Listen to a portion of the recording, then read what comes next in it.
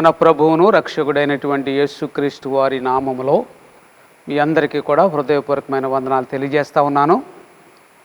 ప్రియ సహోదరులారా, ఈ విధంగా మనము దేవుని వాక్యాన్ని ధ్యానం చేసుకునే కృప ప్రభు ఇచ్చినందుకే ప్రభువుకు స్తోత్రాలు. బైబిల్ స్టడీ ప్రేయర్ జరిపించుకోవటానికి మిమ్మల్ని అందరినీ కూడా ప్రేమతో ఆహ్వానిస్తున్నాను. ఈరోజు మనము దేవుని వాక్యాన్ని కొద్దిగా ధ్యానం చేసుకొని ప్రార్థన చేసుకుందాము.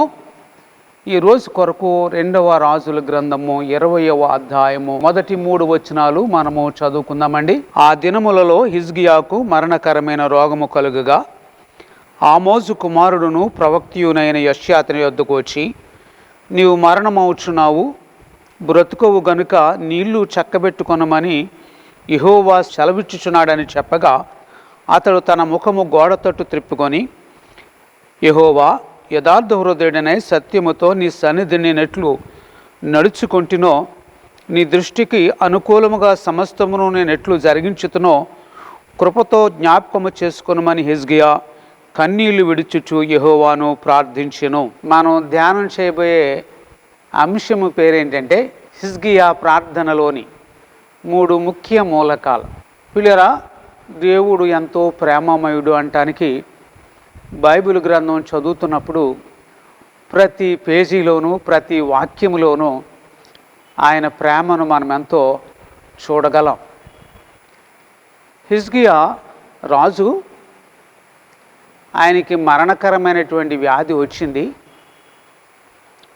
అతడు చనిపోబోతున్నాడు. కానీ దేవుని ప్రేమ ఇక్కడ మనం చూస్తున్నాం. ఏమిటంటే ఆయన ప్రేమ, ఆయన కనికరము, నువ్వు చనిపోతున్నావు, ఇల్లు చక్కబెట్టుకోమని దైవజనుడనే యెషయా చేత ఆయనకి తెలియజేయించడంలో దేవుని గొప్ప ప్రేమ ఉన్నదని ప్రభుపేట మీకు తెలియజేస్తున్నాను. మౌనంగా ఉంటే మరి తర్వాత వేరుగా ఉండును. కానీ దేవుడు కృప కలిగిన దేవుడు హిజ్కియాకు ఆ సంగతిని తెలియజేశాడు. కాబట్టి హిజ్కియా భక్తుడు కాబట్టి దేవుని సన్నిధిలో కన్నీరు విడిచి ప్రార్థన చేసుకోవడానికి, ఆ రోగము గురించి ప్రార్థన చేసుకోవడానికి అవకాశం కలిగింది. చూసారా ప్రియులరా, దేవుడు మనం కష్టాల్లో పడబోతున్నా కానీ ఆయన మనకి ఏదో రకంగా తెలియజేస్తూ ఉంటాడు. మనము జాగ్రత్తగా దేవుని స్వరము వినుట, దేవుని చిత్తాన్ని తెలుసుకొనుటకు ప్రార్థనలో కనిపెట్టినట్లయితే దేవుడు తప్పనిసరిగా మనకి ఆయన ప్రేమను కనుపరుస్తూనే ఉంటాడు. నీవు మరణమవుచున్నావు హిజ్కియా, నీ ఇల్లు చక్కబెట్టుకోమని దేవుడు చెప్పిన వెంటనే హిజ్కియా కన్నీరు విడిచుచు ప్రార్థన చేసిన సంగతి మనకు తెలుసు. మరి దేవుడు వెంటనే ఆ ప్రార్థన ఆలకించి హిజ్కియా రోగమును బాగు చేయటం, 15 సంవత్సరాల ఆయుష్ను ఆయనకి పెంచడము మనం చూస్తున్నాం. ఎంత అద్భుతం! ఇక్కడ కూడా దేవుని ప్రేమ మనకి కనిపిస్తున్నది. ప్రభువు ప్రార్థన ఆలకించేవాడు, కనికరం చూపించేవాడు, కార్యాలు జరిగించేవాడు. ఆయనకు అసాధ్యమైంది ఏదీ లేదు. మరణము తప్పించడం యెహోవా వశము. కాబట్టి హిజ్కియా మరణాన్ని ఆయన తప్పించి 15 సంవత్సరాల ఆయుష్నిచ్చుటలో కూడా ప్రభు యొక్క గొప్ప ప్రేమను మనం చూస్తూ ఉన్నాం. అదే సమయంలో మరి హిజ్కియా కూడా కన్నీరు విడిచి ప్రార్థన చేశాడు. అంత మాత్రమే కాదు, ఆయన ప్రార్థనలో 3 ముఖ్యమైనటువంటి విషయాలు ఇక్కడ చదవబడిన లేఖనాల్లోంచి మనం చూసుకోవాలి. పరిశుద్ధాత్మ దేవుడు 3 ముఖ్య విషయాలు ఇక్కడ ఉంచారు పిల్లరా. ఇది మనకు కూడా ఈ రోజున అవసరమై, మనకు కూడా మన ప్రార్థన దేవుడు ఆలకిస్తాడు. తప్పనిసరిగా మరణం నుండి తప్పించగలడు, శ్రమల నుండి కష్టాల నుండి తప్పించగలడు. పిల్లరా, ఒక సంగతి సందర్భంగా మీకు జ్ఞాపకం చేస్తున్నాను. యేసుక్రీస్తు వారిని మనం ప్రధానంగా నమ్ముకొనుట పాపాల నుంచి విడుదల పొందటానికి, పరలోకవాసులుగా జీవించటానికి ఇందులో సందేహమేమీ లేదు. ఇది నిర్వివాదమైనటువంటి విషయము, అందరూ గమనించాలి. అయితే అంతేకాదు, మన అనుదిన జీవితంలో కూడా ప్రభువు మనకు తోడుగా ఉంటాడు. నిన్ను విడువను ఎడబాయనని దేవుడు చెప్పాడు. రక్షణ మనకిచ్చి దేవుడు మనల్ని పక్కన విడిచిపెట్టేలేదు, కానీ పరిశుద్ధాత్మను కూడా మనకిచ్చి మనల్ని నిత్యము నడిపిస్తున్నటువంటి దేవుడు, అన్ని విషయాల్లో సహాయం చేస్తున్నటువంటి దేవుడు. కాబట్టి నిజంగా మనము ఆయనకు ప్రార్థన చేసుకున్నప్పుడు రక్షించబడినటువంటి మనకి రక్షణ సిద్ధపరచబడి ఉన్నప్పటికీ రోజు కూడా మన అనుదిన జీవితంలో ప్రభువు మనకు సహాయం చేస్తాడు. మనకి ఆహారం ఇచ్చేది ఆయనే, వస్త్రాలు ఇచ్చేది ఆయనే, ఆయుష్నిచ్చేది ఆయనే, ఉద్యోగమునిచ్చేది ఆయనే, ఆరోగ్యమునిచ్చేది ఆయనే. అన్నీ ఆయనే ఇస్తున్నారు. కాబట్టి ప్రభు అన్నారు, అడగండి ఇస్తానన్నారు. కాబట్టి పిల్లరా, రక్షణతో పాటు మన అవసరతలన్నీ కూడా ప్రభు తీరుస్తున్నందుకై నేను దేవుని స్తుతిస్తున్నాను. ఇక్కడ హిజ్కియా జీవితంలో మరి కష్టం వచ్చినప్పుడు ఆయన ప్రార్థన చేసుకున్నప్పుడు ఆ ప్రార్థనలోంచి మనం నేర్చుకునే 3 ప్రాముఖ్యమైన సత్యాలు హిజ్కియా జీవితంలోంచి. ఒకటి, హిజ్కియా వేషధారణ లేని యథార్థమైన జీవితం జీవిస్తున్నటువంటి వాడు. ఇది గుర్తించాలి. దేవుడు మనుష్యుని పైరూపం మాత్రమే కాదు, అంతరంగాన్ని చూసే దేవుడు. హిజ్కియా యథార్థముగా జీవిస్తున్నాడని, ఏ విధంగా నీ సన్నిధిలో యథార్థ వృద్ధుడనై జీవిస్తున్నాను, దయతో జ్ఞాపకం చేసుకోమని దేవుని సన్నిధిలో ఆయన ప్రార్థన చేసుకున్నాడు. కాబట్టి పిల్లరా, మరి ప్రాముఖ్యమైనటువంటిది మనము కొంచెం సిద్ధపడాలి ప్రార్థనకి. పాప క్షమాపణ నిమిత్తమైతే నువ్వెంత ఘోర పాపి అయినా పర్వాలేదు, కానీ దేవుడు నీ పాపాలని నా పాపాలని క్షమిస్తాడు. ఇందుకొరకు నువ్వు కేవలము నమ్మి ప్రార్థన చేసుకుంటే చాలు. కానీ మిగిలినటువంటి వాటన్నిటి కొరకు నువ్వు చాలా సిద్ధపడవలసి ఉంది. ఒక సిద్ధపాటు ఏంటంటే, వేషధారణ లేని యథార్థమైన హృదయముతో మనం జీవించాలి. యథార్థవంతుల ప్రార్థన ఆయనకి ఆనందకరం. యథార్థవంతులను ఆయన విడిచిపెట్టే దేవుడు కాదు. వేషధారులు దేవునికి ఇష్టముండ్రు. శాస్త్రులు పరిచయులు అందుకు ఉదాహరణ. కాబట్టి మనము వేషధారణగా ఉండకూడదు. ఇప్పుడు హిజ్కియా ఈ వేషధారణగాను మనుషుల మెప్పుకోరి చేస్తున్నట్టుగా లేడు సుమా. ఎప్పుడైతే యెషయా దైవజనుడు నువ్వు మరణమవుతున్నావు, ఇల్లు చక్కబెట్టుకోమని చెప్పిన వెంటనే ఆయన ఎక్కడికి వెళ్ళి ప్రార్థన చేసుకున్నాడని ఉందండి? గోడ తట్టు తిరిగి ప్రార్థన చేసుకున్నాడు. ఎక్కడుంటే అక్కడే ప్రార్థన చేసుకోకుండా గోడ తట్టు తిరిగి ప్రార్థన చేసుకున్నట్టులో కొన్ని సత్యాలు మనము పరిశీలించవచ్చు పిల్లరా. దాంట్లో ఒకటి ఏంటంటే, నా ప్రార్థన మనుషులు ఎవరు చూడనవసరం లేదు, రహస్యమందు తండ్రి చూస్తే చాలు అని ఆయన గోడ తట్టు తిరిగాడు. నేను కన్నీరు కాలుస్తున్నాను, నా కన్నీరు ప్రజలు చూసి అయ్యో గొప్ప ప్రార్థనపరుడు మహాభక్తుడు అని నన్ను మెచ్చుకోవలసిన పని నాకు లేదు. రహస్యమందు చూస్తున్న నా తండ్రి నా కన్నీరు చూస్తే చాలు. మిగిలిన ప్రజలు ఏమనుకున్నా కానీ దేవునికి తెలిస్తే చాలు నా ప్రార్థన జీవితము, నా భక్తి జీవితం అనుకొని ఆయన గోడ తట్టు తిరిగి ప్రార్థన చేసిన సంగతిని మనం జ్ఞాపకం చేసుకోవాలి. నా ప్రియ దేవుని బిడ్డలారా, చాలా జాగ్రత్త. వేషధారణతో దీర్ఘ ప్రార్థనలు చేయటం, మనుషుల్ని మెప్పించటం కొరకు గొప్ప గొప్ప పదజాలాలు ఉపయోగించటం, గొప్ప మరి దేవుని మీదే అధికారం ఉన్నట్టుగా ప్రార్థనలు చేయటము, పిల్లరా మరి యథార్థత లేకుండా ప్రార్థనలు చేయటము ప్రభువుకి ఇష్టము కాదు. అటువంటి ప్రార్థనలు దేవుడు ఆశీర్వదించలేడు. కాబట్టి ఈ ధ్యానంలో మనం మొట్టమొదటిగా యథార్థ హృదయంతో వేషధారణ లేని పిల్లల ప్రార్థన మనం చేయాలా.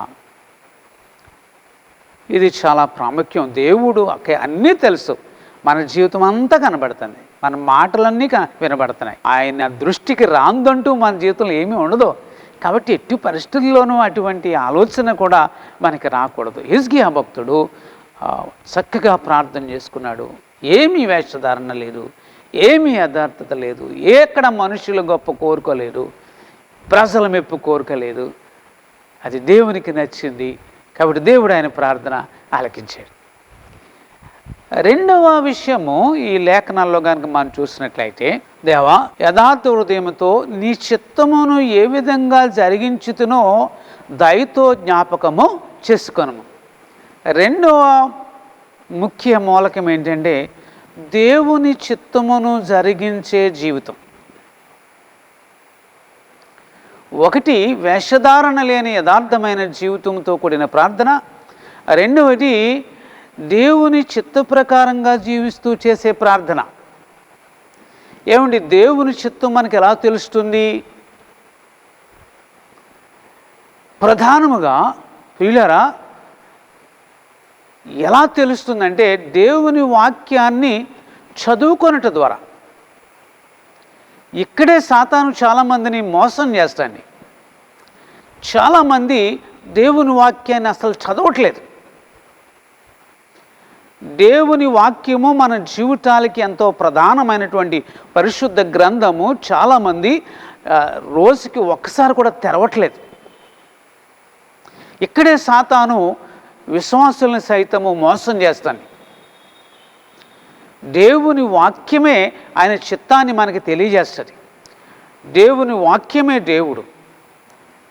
ఎంతో విశ్వాసులము, సంఘములో నాయకులం అనేవారు కూడా అనుదినము దేవుని వాక్యాన్ని చదవట్లేదు. విచారించదగ్గ విషయం, ఇప్పటికి ఇంకా కూడా కొంతమంది విశ్వాసులు బైబిల్ని ఒక్కసారి కూడా చదవలేదు. వీళ్ళరా, ఇది ఎంత ఆశ్చర్యము! దేవుని వాక్యమును చదవకుండా దైవ చిత్తం మనకి ఎలా తెలుస్తుంది? దైవజనులు చెప్పిన కొన్ని మాటల ద్వారా మొత్తము దైవ చిత్తం నీకు అర్థమవుతుందా? చాలామంది సాతాను మోసంలో దేవుని వాక్యం చదవకుండా పడిపోతున్నారు. వారు వచ్చి దైవజనులు దేవుని వాక్యం చెప్పినప్పుడు అది దేవుని వాక్యములో ఇలా ఉంది కదా అని వారు అనుకోకుండా వారేం చేస్తున్నారంటే ఇది నాకు నచ్చింది, నచ్చలేదని వారికి తెలిసిన జ్ఞానాన్ని బట్టి జడ్జిమెంట్ చేసుకుంటున్నారు తప్ప దేవుని వాక్యాన్ని బట్టి చూసి సరి చేసుకోవట్లేదు. కాబట్టి తప్పిపోతున్నారని దేవుని సేవకుని నేను తెలియజేస్తున్నాను. కొన్నిసార్లు మీకు ఎంతో ఇది సత్యము, ఇది కరెక్ట్ అనుకున్నవి దేవుని వాక్యము దగ్గరికి వస్తులోకి అవి తప్పు అవుతున్నాయి. ఎంచేదంటే మనుషుల ఆలోచనలు వేరు, దేవుని ఆలోచన వేరు. కాబట్టి దైవ చిత్తానుసారంగా జీవిస్తూ ప్రార్థన చేసుకుంటే ఆ ప్రార్థన దేవుడు ఆలకిస్తాడు. అది ఎటువంటి విషయం గురించైనా కానీ, ఆత్మల రక్షణ కొరకైనా కానీ, ఉద్యోగం కొరకైనా కానీ, వివాహం కొరకైనా కానీ, నీ కుటుంబంలో ఏది అవసరం ఉందో దాని కొరకు కానీ, మరి ఏ విషయం గురించి నువ్వు ప్రార్థన చేసినా కానీ కేవలం నీ ప్రార్థనలు వినేసి నీకు జవాబు ఇవ్వటం కాదు, నీ ప్రార్థనలతో పాటు నిన్ను కూడా చూసే దేవుడు. కయీనును అతని అర్పణమును తిరస్కరించాను. కాబట్టి మన మాటల కంటే మనం ముఖ్యం. కాబట్టి నా ప్రియ దేవుని బిడ్డలారా, దైవ చిత్తమును జరిగించే జీవితం చాలా చాలా ప్రాముఖ్యం. కాబట్టి ఎలా ఉన్నాం మనం చూసుకో. ప్రొద్దుట లేచింది మొదలుకొని సాయంకాలం పండుకునే వరకు ఎవరి చిత్తాన్ని నేను జరిగిస్తున్నాను? నేను చేసే పనులు దైవ చిత్తానికి అనుకూలంగా ఉన్నవా, లేకపోతే సాతాను చిత్తంలోకి వెళ్ళిపోతున్నాయా, నా సొంత చిత్తము ప్రకారంగా ఉంటున్నాయా అని ఒకసారి అందరూ కూడా ధ్యానం చేసుకోవాలా. ఈ చిన్న విషయాల్లా కనబడుతున్నాయి కానీ నీ జీవితంలో ఎంతో ఫలాన్ని తెచ్చే విషయాలు. ప్రియుడా, దేవుని చిత్త ప్రకారంగా జీవించే జీవితం, వాక్యం చదువుకొని, వాక్యం నేర్చుకొని, విడిచిపెట్టం కాకుండా వాక్యానుసారంగా జీవిస్తూ ఎవరైతే ప్రార్థన చేసుకుంటారో వారి ప్రార్థనలు దేవుడు ఆలకిస్తాడు, అద్భుత కార్యం చేస్తాడు. దానియేలు దైవ చిత్తానుసారంగా జీవించాడు కాబట్టే దేవుడు దానియేలుని గొప్పగా ఆశీర్వదించాడు, బలపరిచాడు, తోడై ఉన్నాడు. దానియేలు ప్రార్థనలు దేవుడు ఆలకించాడు. సింహబోన్లో నుండి దేవుడు తప్పించాడు. రాబోయే విషయాలు దానియేలుకు దేవుడు బయలుపరిచాడు. హిజ్కియా కూడా అలాగే దైవ చిత్తానుసారంగా జీవిస్తూ ప్రార్థించాడు కాబట్టి మరణకరమైన వ్యాధి నుంచి దేవుడు ఆయన తప్పించాడు. సరే అండి, మనము దైవ చిత్తానుసారంగా జీవిస్తూ ఉంటే దేవుడు మనల్ని విడిచిపెట్టడండి. ఈ రోజుల్లో మాట్లాడుకోవాలి కాబట్టి కరోనా నుంచి కూడా దేవుడు మనల్ని కాపాడతాడు. రానివుడు మనకి ఒకవేళ వచ్చినా విడిచిపెట్టడు, బాగు చేస్తాడు, స్వస్థపరుస్తాడు. కాబట్టి రెండు విషయాలు పిల్లరా.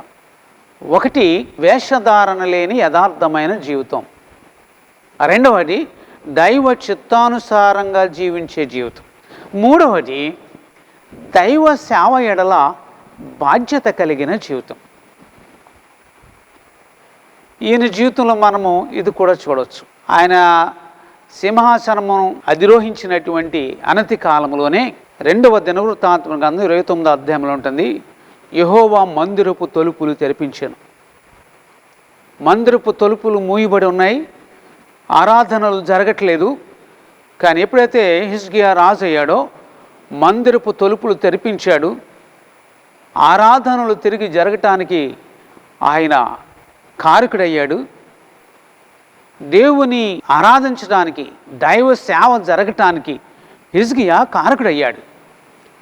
ప్రియులారా, పదే పదే చెప్తున్నాను, ఏం చేద్దంటే ఇది గొప్ప ఆశీర్వాదం తెచ్చే విషయము, నీకు గొప్ప జయము తెచ్చే విషయము. దేవుని సేవ చేసేవారి ప్రార్థన దేవుడు ఆలకిస్తాడు. మనమందరము కూడా దేవుని సేవ చేయాలి. దేవుడు నిన్ను ఎందుకు పిలిచాడో ఆ పిలుపును నువ్వు గుర్తించి, దేవుడు నీకు ఏ వరాన్ని ఇచ్చాడో ఆ వరాన్ని నీవు ఉపయోగించి, నీ ఘనత కొరకు కాక నిన్ను పిలిచినవా దేవుని ఘనత కొరకు ఆయన సేవ జరిగించాలి. మీరు చదువుకున్నట్లయితే 2వ దినవృత్తాంతం గ్రంథం 29వ అధ్యాయము, అలాగే 2వ రాజుల గ్రంథం 18వ అధ్యాయము, ఈయన ఏ విధంగా దేవుని సేవను జరిగించాడో పిల్లరా మనం చక్కగా చూడవచ్చు. నా ప్రియ దేవుని బిడ్డలారా, మనం సంఘంలో సేవ చేయాలి, ఒకరినొకరు బలపరుచుకోవాలి, ఒకరి గురించి ఒకరు ప్రార్థన చేసుకోవాలి, కన్నీరు విడిచి సంఘం కొరకు ప్రార్థన చేయాలి, ఉపవాసం ఉండి ఆత్మల రక్షణ కొరకు ప్రార్థన చేయాలి, సేవ కొరకు ప్రార్థన చేయాలి, ప్రపంచ రక్షణ కొరకు ప్రార్థన చేయాలి, రోగగ్రస్తుల కొరకు ప్రార్థన చేయాలి, సంఘక్షేమం కొరకు ప్రార్థన చేయాలి. కాబట్టి మరి సేవలో బాధ్యత కలిగిన జీవితం, ప్రార్థనలు చేస్తున్నాం మంచిదే, కానీ ఈ 3 లక్షణాలు హిజ్కియా జీవితంలో క్లుప్తంగా మనం చూస్తున్నాం పిల్లరా. వేషధారణ లేని యథార్థమైన జీవితము, దైవ చిత్తానుసారమైన జీవితము, మూడవది సేవలో బాధ్యత కలిగినటువంటి జీవితము. ఈ బాధ్యత కలిగి మనం జీవించిన రోజున నిజంగా మనం ప్రార్థన చేస్తే దేవుడు అద్భుత రీతిగా సహాయం చేస్తాడు, మన అవసరతలు తీరుస్తాడండి. మనం రక్షించటానికి తన సొంత కుమారుని వెనుదీయనటువంటి దేవుడు ఆయనతో పాటు మనకు సమస్తం ఎందుకు అనుగ్రహించాడు? పౌలు గారు అడుగుతున్నాడు కదా. తప్పనిసరిగా మనకు సహాయం చేస్తాడు. హిజ్కియా అప్పుడే చనిపోవటం దేవుని చిత్తం కాదు. హిజ్కియా ఇంకా దైవ చిత్తం జరిగించాలి, దేవుని సేవ చేయాలి, దేవుని ఘనపరచాలి. కాబట్టి దేవుడు తన సేవకులతో వర్తమానం పంపించి ఆ వర్తమానానికి హిజ్కియా స్పందించాడు. కాబట్టి పరిశుద్ధాత్మ దేవుడు కార్యం చేశాడు. ఎన్ని వర్తమానములు, దైవ వర్తమానములు విన్నా స్పందించకపోతే నీ జీవితంలో దేవుడు కార్యం చేయలేడు. కాబట్టి నా ప్రియ దేవుని బిడ్డ, మన జీవితాలు ఎలా ఉన్నాయి, మన ప్రార్థన జీవితం ఎలా ఉందో ఒకసారి ఆలోచించండి. ప్రార్థన చేద్దాం. ప్రార్థన గొప్ప కార్యాలు మన జీవితంలో జరిగిస్తుంది. మనమందరం కూడా ప్రార్థనలో బలంగా ఉందాం. దేవుడు అటువంటి కృప మనందరికీ అనుగ్రహించునుగాక. చిన్న ప్రార్థన చేస్తాను. మహోన్నతుడా, మహాగణుడా, పరిశుద్ధుడా, 1000 దూతల చేత నిత్యము స్తుతించబడుతున్న తండ్రి స్తోత్ర. అవును నాయన, మరి హిజ్కియా జీవితంలో మరణకరమైన వ్యాధి వచ్చినప్పటికీ నీ దాసుడు వేషధారణ లేని యథార్థ జీవితం కలిగి, దైవ చిత్తానుసారమైన జీవితం కలిగి, దైవ సేవలో బాధ్యత కలిగి జీవిస్తూ నీ సన్నిధిలో ప్రార్థన చేసుకున్నప్పుడు, కన్నీరు విడిచినప్పుడు ఆయన కన్నీరు తుడిచినటువంటి దేవుడు, ఆయన్ను మరణం నుండి తప్పించిన దేవుడు, 15 సంవత్సరాల ఆయుస్సును తిరిగి ఇచ్చిన దేవుడు, ఎంత మంచి దేవుడు నాయనా. స్తోత్రాలు. తండ్రి వాక్యం విన్న మేము కూడా హిజ్కియా వలె ఆ 3 లక్షణాలు మా జీవితంలో కలిగి ప్రార్థించుకొని ప్రతి విషయము నుండి నాయన మాకు జయం పొందుకోవడం కృప దయచేయి. ఎందరైతే ఈ మాటలు వింటున్న వారందరి హృదయాల్లో పరిశుద్ధాత్మదేవుడా కార్యం జరిగించు. నా మాటలు కాదయ్యా, నీ కార్యం జరగాలి. నీ మాటలు శక్తి కలిగినవి కాబట్టి ఆ హృదయాల్లో కార్యం జరిగించి నిజంగా ప్రార్థించుకొని బిడ్డలను ఆయన విశ్వాసంలో బలపడటానికి కృపదాయిచ్చమని, కరోనా నుంచి కాపాడమని కూడా ప్రార్థన చేసుకున్నాం. మా దేశాల్ని, ప్రపంచాన్ని కాపాడండి ఆయన. సంతోషంగా యథార్థంగా ప్రజలందరూ స్వతంత్రంగా నిన్ను ఆరాధించుకోవటానికి కూడా కృపదాయిచ్చమని తండ్రి, ఈ సమయాన్ని బట్టి మమ్మల్ని అందరిని బట్టి మీకు కృతజ్ఞతాస్తులు చెల్లించుకుంటూ మా ప్రభువును రక్షకుడునైన యేసయ్య పరిశుద్ధ నామమున వేడుకొంచున్నాము తండ్రి, ఆమేన్. ఇప్పుడు మన తండ్రి అయిన దేవుని ప్రేమ, రక్షకుడైన యేసుక్రీస్తు వారి కృప, పరిశుద్ధాత్మక సహవాసము కూడిన మనందరికీ తోడుగా నడిపించునుగాక, ఆమేన్.